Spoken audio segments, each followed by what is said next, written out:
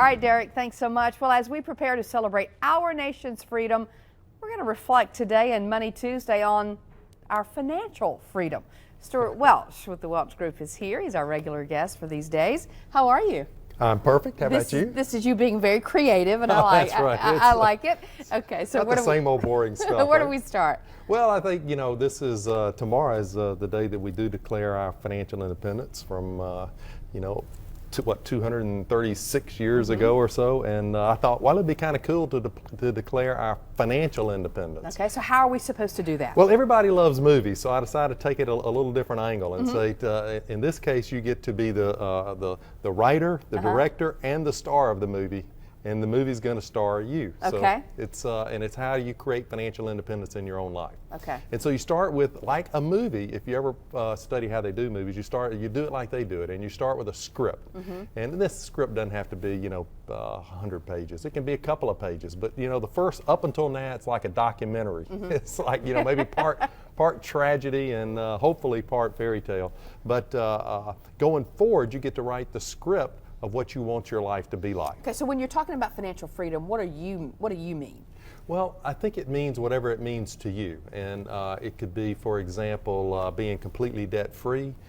It could be, the big mansion. It could be just whatever it means to you. Okay. And everybody has their own sense of, if I had all the money in the world, here's what I would do. And this is really just a way to get into that. So you write a little script about, here's the way I want my life to be for the rest of my life. And then you do something called storyboarding. And storyboarding is where you just draw a series of pictures that depict kind of key points in your life that are like momentous occasions.